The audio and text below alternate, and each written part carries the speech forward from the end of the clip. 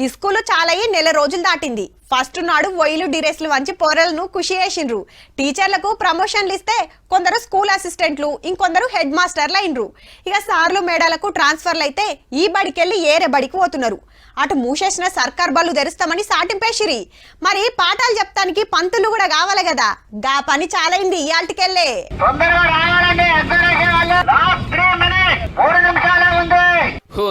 ఊరుకుడు నిమిషం ఆలస్యమైన గేట్లు మూసేస్తారు. మరి డిఎస్సి పరీక్షలు గింత స్ట్రిక్ట్ గా చాలా అయినాయి. లేట్ అయిన వాళ్ళు ఆల్ టికెట్లు పెన్నులు పట్టుకొని సెంట్రల్ రకు రన్నింగ్ చేసినారు. పొద్దుగాల 9కెళ్ళి 11:30, మధ్యాహ్నం 2కెళ్ళి 4:30 దాకా 2 సెషన్లు నడిచినాయి.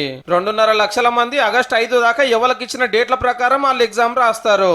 టెన్షన్ ఉంది కానీ పోస్టులు తక్కువ ఉన్నాయి కాబట్టి కాన్ఫిడెంట్ తగ్గిపోయింది. మాకు కొంచెం ఎక్కువ పోస్టులు యాడ్ చేసి ఉంటే బాగుండేది. జరిగిన పరీక్షల నేపథ్యం చూస్తే ఇది కరెక్ట్ సిస్టమే. దాంతో పాటు కొంచెం సెక్యూరిటీ కూడా ఇస్తే బాగుంటుంది. అమ్మ పరీక్ష రాస్తానికి పోయినట్టుంది. మన్మరాలకి ఉయ్యాల గట్టి ఆడిస్తున్నది అమ్మమ్మ. దివ్యాంగులు వస్తే మీదికి తీసుకుపోతానికి సాయం చేసిండ్రు. అయితే డిఎస్సి వాయిదా వేయాలని 10 మంది హైకోర్టుల కేసేస్తే ఇంతకు మీరు పరీక్షలు రాస్తురా, మరి ఆల్ టికెట్లేవి అని క్వశ్చన్ చేసిండు జడ్జి సారు. విచారణ 40 రోజులు వాయిదా పడ్డది. నోటిఫికేషన్ కు ఎగ్జామ్ కు 4 నెలల టైం ఉంది. చదివటానికి సరిపోదు అనేది వాళ్ళ మాట. ఈ ఇటు చూడండి, సర్కార్ తరపున నిరుద్యోగులతోటి చర్చలు. MP Kiran Kumar Reddy sir, MLC Balmoor Venkatanna వచ్చిండ్రు. చర్చలో పిలిచినందుకు చాలా థ్యాంక్ చెప్తున్నాము రేవంత్ రెడ్డి గారికి. కానీ 1:100 గురించి కానీ ఇంకా మిగతా విషయాల గురించి కానీ మేము అంత రివీల్ చేయదలుచుకోలేదు. లీగల్ ఇష్యూస్ వస్తాయి. కానీ పోస్టులు పెంపకం గురించి ముఖ్యంగా ఆలోచన చేయండి. ఎగ్జామ్ ఖచ్చితంగా డిసెంబర్ జరగాలి.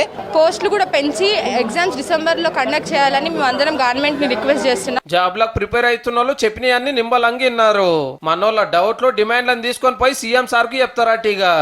దీన్ని ముఖ్యమంత్రి గారు సానుకూలంగా స్పందిస్తున్నారు. ప్రతిపక్షాలు చేసే కుట్రలో మీరు ఎవరో 4-5 మీ విద్యార్థి విభాగంలో వాళ్ళ కుట్రలో ఒక భాగం అయితే మిగతా 95% మంది విద్యార్థులకు అన్యాయం జరుగుద్ది. ఇక గవర్నమెంట్ ఏం డిసైడ్ చేస్తుందో గానీ ఇట్లా విలువ నప్పుకొని మాట్లాడినందుకైతే మనోళ్ళు ఫుల్ ఖుషీలు ఉన్నారు. 10 ఏళ్లలో ఎన్నడి ఇట్లా వెలిచింది లేదాయే, మాట్లాడింది లేదాయే మరి.